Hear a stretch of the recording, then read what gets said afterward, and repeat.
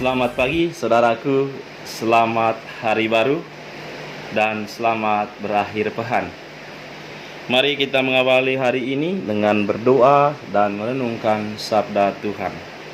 Dalam nama Bapa dan Putra dan Roh Kudus, amin. Tuhan Yesus Kristus, aku bersyukur kepadamu karena Engkau hadir dan menyertai hidupku. Engkau membiarkan aku hidup dengan bahagia, serta memberi semangat dan membebaskan saya dari segala persoalan yang saya hadapi. Engkau menyegarkan hidupku dikala saya menghadapi keterputusasaan. Engkau menguatkan aku dikala saya mulai lemah. Ibarat bulu yang patah terkulai tidak akan Engkau putuskan, dan sumbu yang pudar nyalanya tidak akan Engkau padamkan. Demikianlah Engkau memberikan berkat-Mu kepadaku, sehingga hidupku selalu penuh dengan kebahagiaan. Terpujilah Engkau ya Tuhanku, Juru Selamatku, kini dan sepanjang segala masa. Amin. Tuhan sertamu dan sertamu juga. Inilah Injil Yesus Kristus menurut Matius. Dimuliakanlah Tuhan. Sekali peristiwa, orang-orang Farisi bersekongkol untuk membunuh Yesus. Tetapi Yesus tahu maksud mereka, lalu menyingkir dari sana. Banyak orang mengikuti Dia, dan Dia menyembuhkan mereka semua. Dengan keras Ia melarang mereka memberitahukan siapa Dia, supaya genaplah sabda yang telah disampaikan oleh Nabi Yesaya. Lihatlah, itu hambaku yang kupilih, yang kukasihi, yang kepadanya jiwaku berkenan. Rohku akan kucurahkan atas dia, dan ia akan memaklumkan hukum kepada sekalian bangsa. Ia tidak akan berbantah dan tidak akan berteriak. Suaranya tidak terdengar di jalan-jalan. Bulu yang patah terkulai tidak akan diputuskannya, dan sumbu yang pudar nyalanya tidak akan dipadamkannya, sampai Ia menjadikan hukum itu menang. Kepadanya lah semua bangsa akan berharap. Demikianlah Injil Tuhan. Terpujilah Kristus. Saudaraku yang terkasih, kita kenal istilah tetangga yang berisik. Istilah ini mau menggambarkan orang yang tidak nyaman dengan hidupnya sendiri, lalu kemudian berisik mengganggu tetangga. Ada juga yang mau numpang tenar karena nama tetangganya lebih populer, lebih layak dijual untuk membuat terkenal. Atau istilah yang mungkin sering kita dengarkan saat ini adalah pansos, panjat sosial. Orang yang menjual tetangganya, menjelekkan tetangganya, ujung-ujungnya duit juga. Ya, mereka mencari duit dengan cara seperti itu. Orang Farisi adalah tetangga berisik di sekitar Yesus.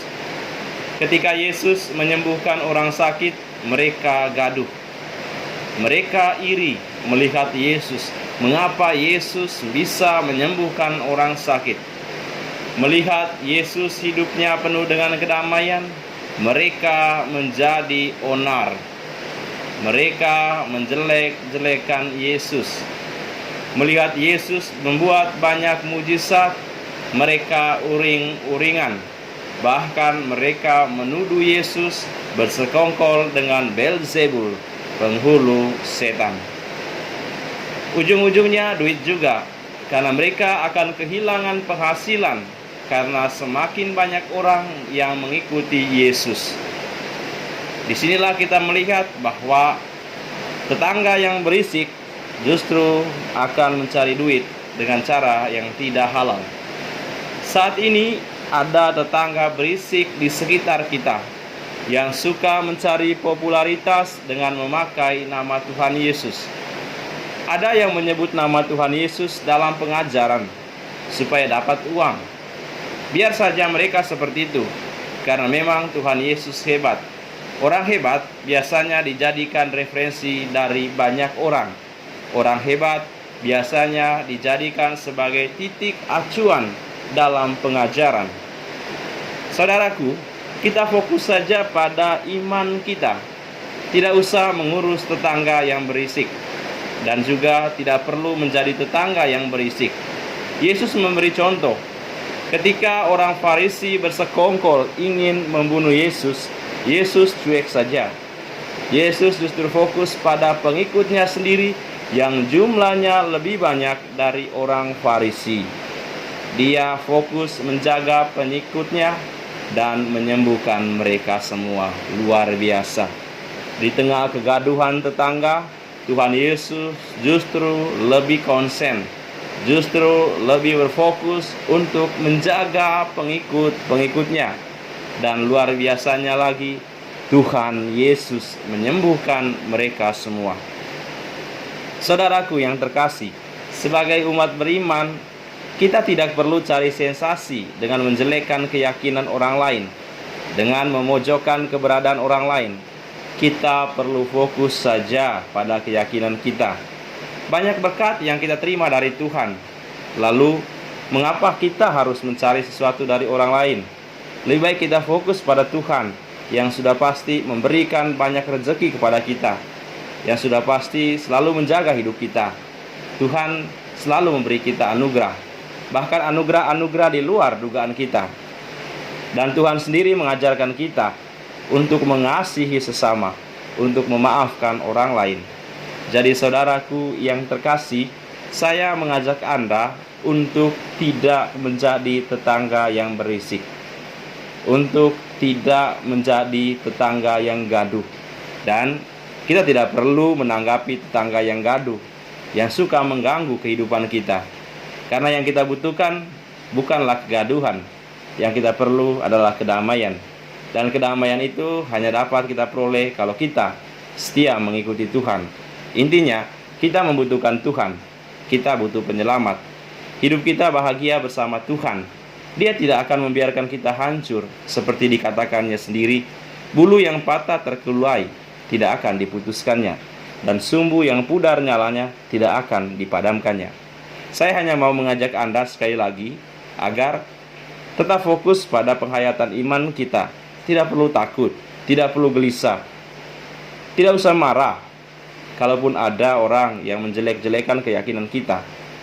Yang perlu kita lakukan adalah fokus memuji Tuhan kita, karena pada akhirnya Dialah yang menjadi penghakim untuk hidup kita.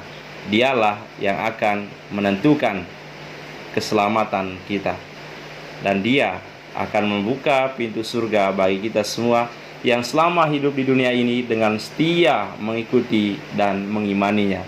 Semoga Tuhan memberkati Anda sekalian. Tuhan sertamu dan sertamu juga, Anda sekalian, keluarga dan komunitas, usaha-usaha dan niat-niat baik sepanjang hari ini dilindungi dan dibimbing oleh berkat Allah yang Maha Kuasa, Bapa dan Putra dan Roh Kudus. Amin. Selamat berkarya untuk Anda hari ini. Selamat berakhir pekan. Sehat selalu, Tuhan beserta kita.